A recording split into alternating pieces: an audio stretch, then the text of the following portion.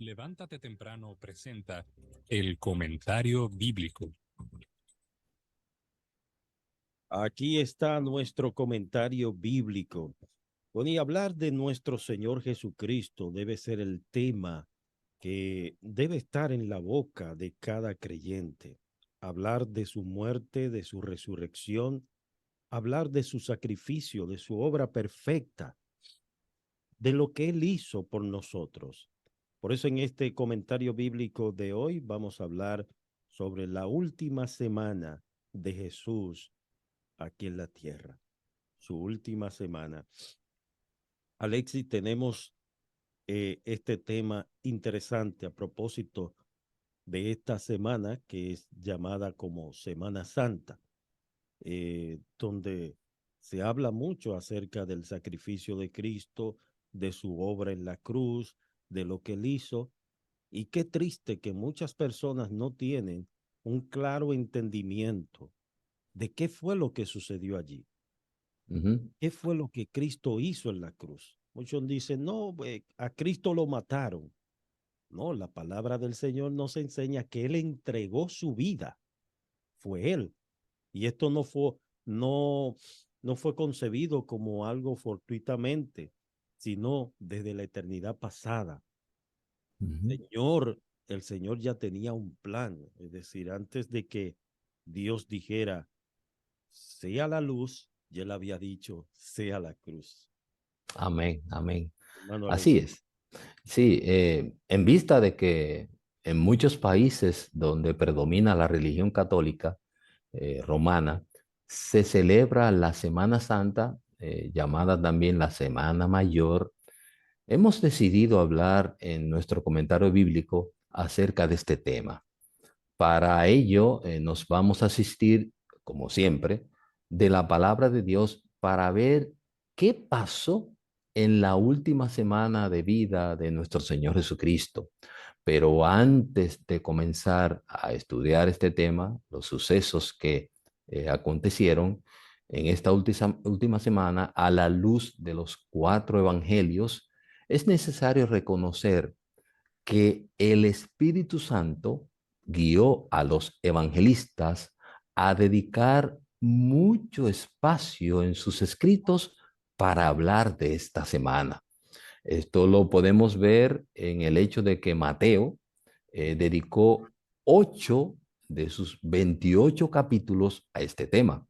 Marcos dedicó 6 de sus 16, Lucas dedicó 6 de sus 24 y finalmente Juan, quien es el que más habla de esta semana, dedicó 9 de sus 21 capítulos de su evangelio para hablar de esta última semana.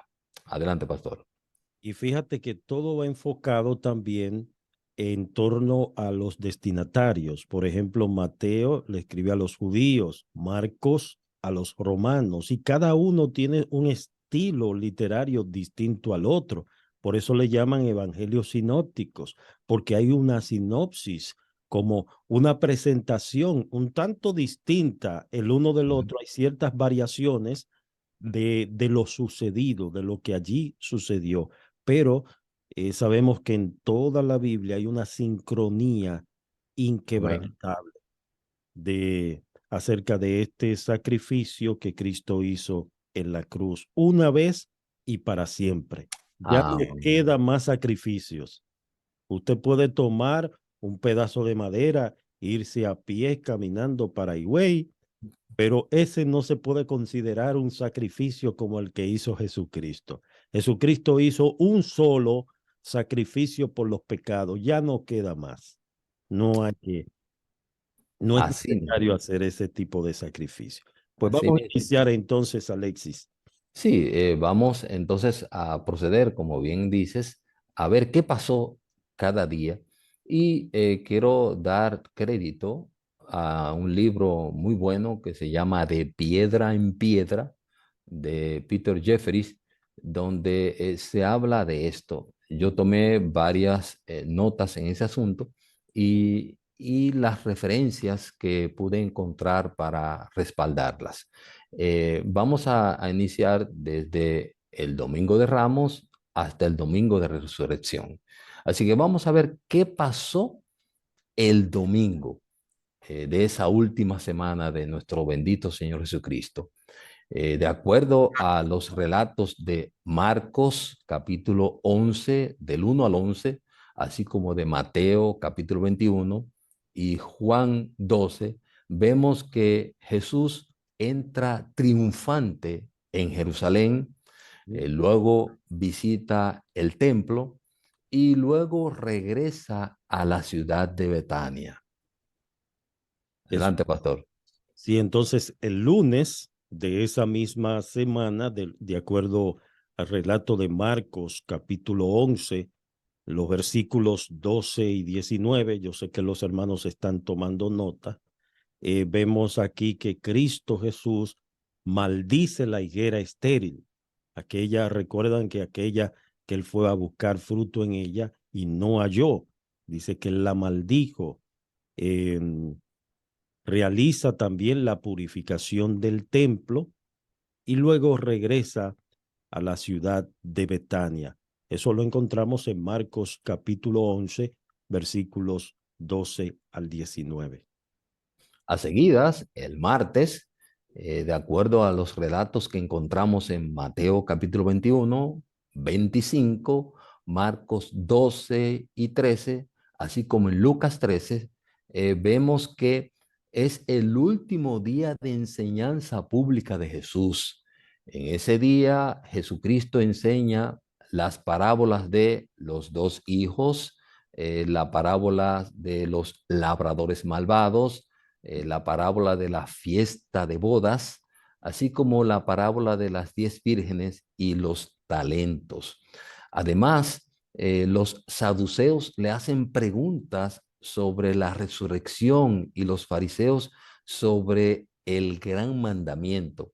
Además, Jesús reprende duramente a los escribas y fariseos por la dureza de sus corazones. También en esa semana, en ese día, Jesús se lamenta por la dureza de corazón de Jerusalén. Él lloró la dureza de este pueblo ante las continuas muestras de milagros, de misericordias, de obras que autenticaban al Señor, y los corazones de esta ciudad estaban endurecidos. También se presenta la ofrenda de la viuda. También Jesús profetiza sobre la destrucción del templo de Jerusalén y su segunda venida. Además, habla del juicio final. Fue una semana de mucha enseñanza, un día de mucha enseñanza del Señor a las personas para que reconozcan el tiempo que se avecina. Bueno, luego viene el día miércoles. Ese día la escritura no registra nada acerca de Cristo. Guarda silencio en ese sentido. No sabemos qué pasó ahí. Así mismo. El jueves, de acuerdo a los relatos que encontramos en el Evangelio de Mateo, capítulo 26, Marcos, capítulo 14, del 1 al 50, Lucas, capítulo 22 y Juan 13, vemos que Jesús celebra con sus discípulos la última cena en Getsemaní. Esa es la famosa cena del Señor. También se relata allí que Judas Iscariote traiciona a Jesús. Además de que Jesús es arrestado. Fue un tiempo de mucha angustia y de mucha aflicción para nuestro Señor. Sí, y sabes que el sufrimiento de nuestro Señor Jesucristo no solamente se puede mirar desde el punto de vista físico de su cuerpo, sino emocional. Amén. A una presión que recibía tan grande que dice el escritor sagrado que sus sudores eran como grandes Gota de gotas sangre. de sangre. Sabe que precisamente en ese momento en que él se encontraba, vemos en Marcos, el escritor Marcos dice lo siguiente en el capítulo 14, versículo 48 al 50, y respondiendo Jesús les dijo, como contra un ladrón ¿Habéis salido con espadas y con palos para prenderme?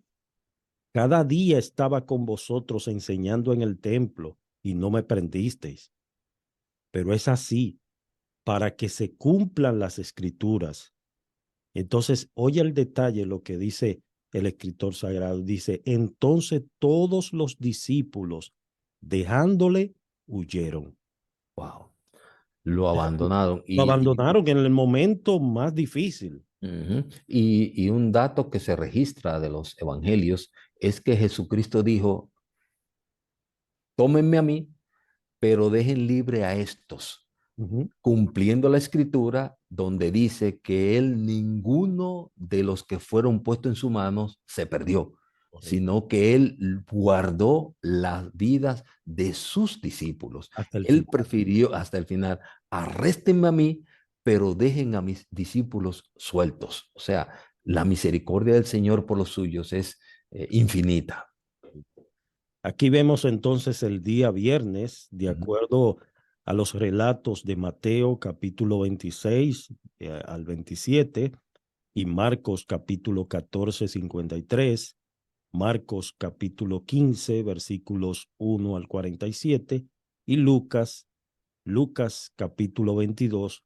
También lo vemos en Juan capítulo 18.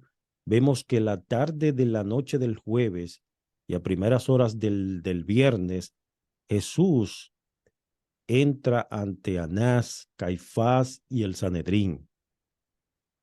Aquí vemos también que Pedro niega a Jesús 3 veces, a pesar de que había dicho que aunque todos te negaren, yo no te negaré. Sin embargo, el Señor le dijo, antes de que el gallo cante, me habrás negado 3 veces. Jesús también el día viernes es condenado a muerte.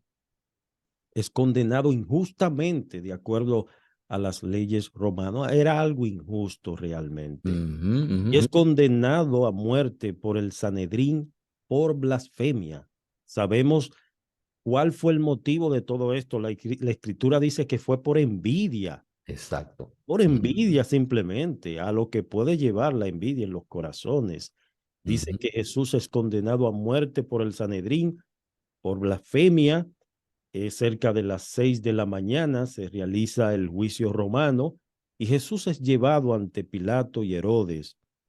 A las 9 de la mañana, según el relato, Jesús es llevado al Calvario a las 9 de la mañana y a las 3 de la tarde, allí vemos donde Cristo entrega el Espíritu y dice, Padre, en tus manos encomiendo mi espíritu. Jesús muere crucificado. En ese momento en que Cristo muere, inmediatamente el velo del templo se rasgó en dos, desde arriba hacia abajo, y aconteció un gran terremoto, y muchos de los que estaban muertos resucitaron ese día. O sea, fue algo realmente milagroso. milagroso. Fue como una señal de lo que ustedes habían hecho. Crucificaron al autor de la vida. Alexi, entonces también luego Jesús es sepultado en una tumba vacía. Recuerden que esas tumbas no son como las de ahora, sino que eran tumbas donde se les removía una piedra muy pesada y le tapaba la boca a aquella tumba. Era como una especie de cueva. Exacto. Es bueno decir en ese día que fue un día muy, muy difícil, muy angustiante y muy doloroso para nuestro Señor. Ahí las personas se burlaban, criticaban, meneaban la cabeza, le dieron de golpes, de bofetadas.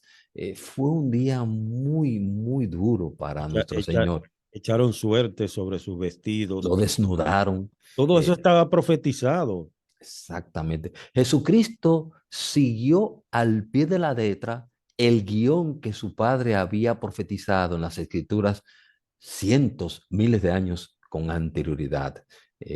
Una muestra de ello lo vemos en Isaías, capítulo 53, donde habla de los sufrimientos del ungido de Jehová.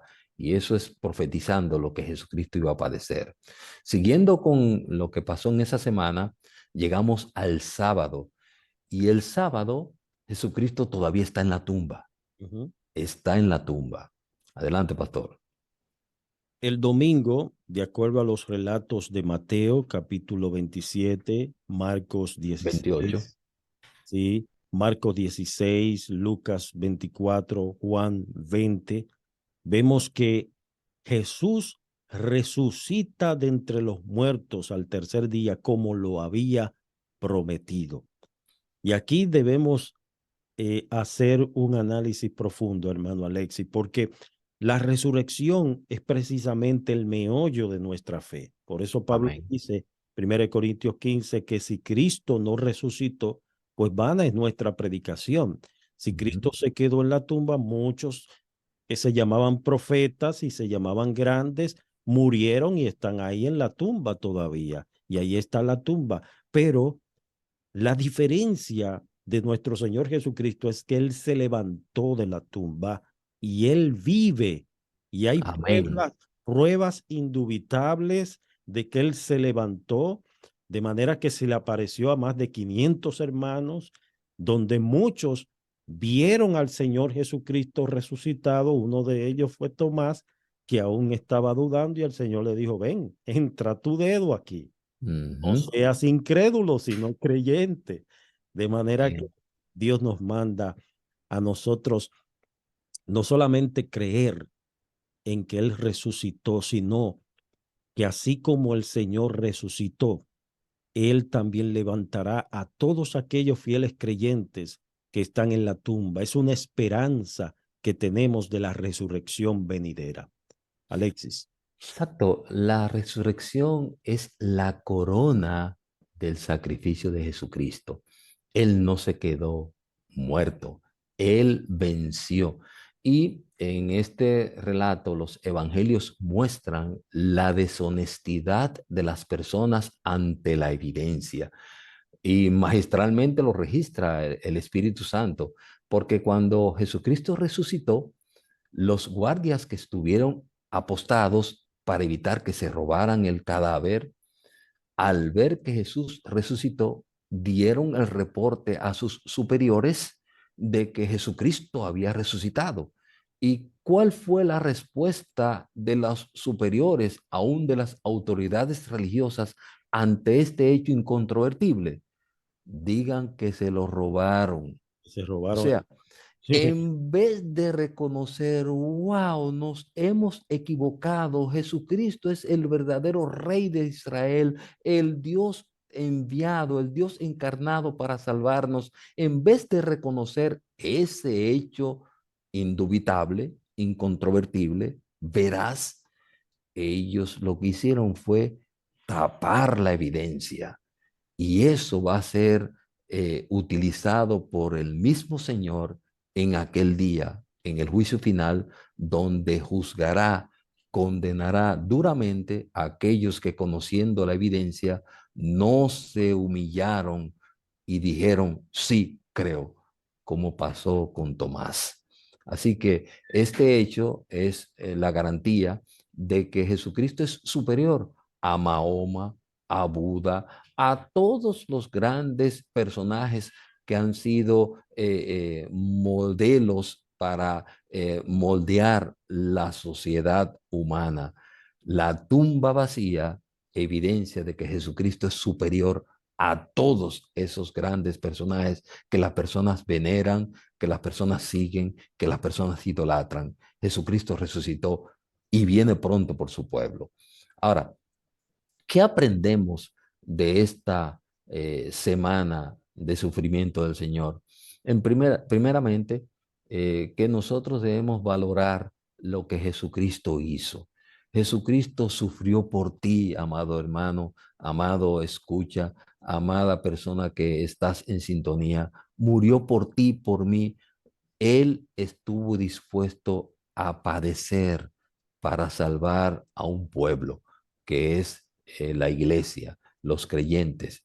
la Semana Santa debe ser un momento de reflexión y ese es el motivo, anunciamos ahora mismo el motivo de nuestro ayuno para este Jueves Santo y es precisamente orar por la Semana Santa, que Dios nos dé un tiempo de apartarnos, meditar en su grandeza, excelencia, en lo que Él hizo, lo que la persona está supuestamente a celebrar, que lamentablemente la Semana Santa se convierte en Semana Diabla, porque las personas la dedican para beventinas, tragos, para infidelidades, para la idolatría, y cuando realmente Dios no fue eso que vino, sino que vino a rescatarnos. Así que el motivo de nuestro ayuno es presentarnos delante de Dios y implorar que nos guarden estos días donde la muerte abunda, los desenfrenos abundan, que Dios nos dé tiempos para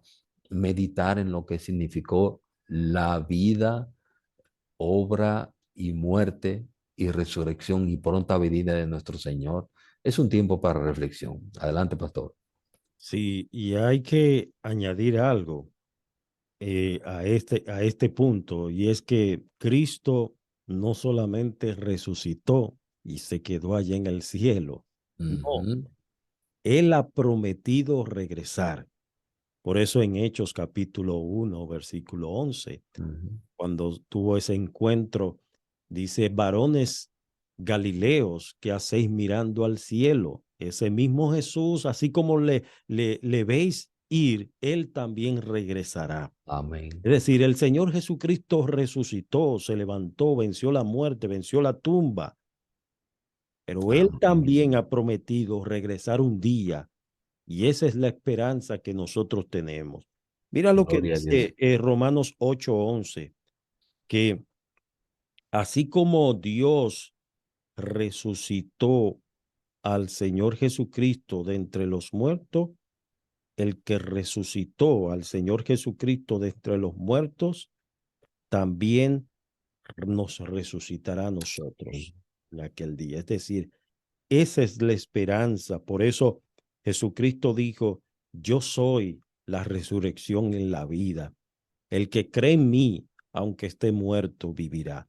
Y esto debe servir también de esperanza para aquellos hermanos que han tenido pérdida de familiares que fueron Ujú. creyentes y están muy afligidos, que tengan la esperanza de que los veremos pronto, Amén, amén. que están en Y los brazos del Señor. sí, y también nos mueve a preguntar a nuestros amados oyentes, ¿cuál es tu esperanza? Si tú mueres, ¿a dónde vas? ¿Y por qué vas al lugar que tú crees que vas? Todo el mundo cree que va al cielo. Ahora, ¿por qué tú vas al cielo? Así que realmente es un momento también de reflexionar, analizar. Ven acá, si el Dios creador de todo cuanto existe murió, ¿qué hay detrás de esa muerte? Esa muerte tiene que ver conmigo y contigo. Esa muerte es para salvarme de la peor tragedia que pueda acontecer al ser humano y es morir sin Cristo en sus delitos y pecados. Hay un infierno al cual debemos huir y un cielo que solo Jesucristo puede ofrecer. Ve a Cristo en arrepentimiento y fe, entrégale tu vida a Él para que tu vida tenga significado, propósito y seas de bendición a todos aquellos que te rodean. Busca de Dios arrepintiéndote de tus pecados. Amén. Bueno, nos resta orar y de esta Ujú, manera despedir el programa, pero antes hay un oyente que está haciendo una pregunta, Alexis. ujú. Sé que por qué le llaman Domingo de Ramos. Tú Ok, mencionabas al principio el Domingo de sí. Ramos. Sí, porque el domingo, cuando Jesucristo entró triunfante a Jerusalén, las personas lo recibieron con palmas y palmeras en señal de júbilo y de respeto ante el rey que venía. Ponían palmeras, ponían ropa para que él pasase sobre un asno como entraban los reyes a las ciudades cuando conquistaban. Y por eso le llaman Domingo de Ramos en honor a esa entrada triunfal del Señor, como se registra en Mateo capítulo 21 y en los demás evangelios. Que decían, Hosanna, Hosanna, bendito Exacto. el que viene en el nombre del Señor. Y muchos de ellos que dijeron Hosanna, luego dijeron crucifíquenlo. Exactamente. Hosanna es una palabra interesante que significa, es un ruego que significa, oh Dios, sálvanos, te rogamos. Es una súplica. Y como bien dice el pastor Stutt, esas personas que estaban diciendo, sálvanos, unos días después, el viernes, dijeron, crucifícale. Así es. Pues vamos a orar, Alexis. Ujú. Adelante con la oración y así nos despedimos por el día de hoy. Oremos. Gracias, Señor, por tu bendita palabra. Gracias por mostrarnos cuán difícil fue esa semana, tu última semana con vida en esta tierra, donde tú estabas siguiendo el guión que tu padre había establecido para rescatar a todos aquellos que tú tenías en la lista de los salvos desde antes de la fundación del mundo. Jesucristo cumplió fielmente ese guión, muriendo voluntariamente. Él no se suicidó, sino que ofreció su vida voluntariamente por todos aquellos que el Padre le había entregado. Jesucristo es nuestro Redentor, nuestro Salvador. Ayúdanos a vivir en gratitud por esa gran salvación. Ayúdanos en esta Semana Santa a reflexionar, a meditar, a leer tu palabra, a considerar estos textos y ver lo que implicó esta semana para ti. Ayuda, oh Señor, a nuestros pueblos que tienen esta influencia católica romana en nuestras descendientes, para que tú, Señor, nos libres y nos des oportunidades para predicar tu palabra a tiempo y fuera de tiempo. Guárdanos, líbranos y ayúdanos a tener una buena semana de gloria y regocijo para el domingo celebrar tu resurrección. Amén. Esto te lo pedimos en el nombre de Jesucristo. Amén. Amén. Bien, mis amados.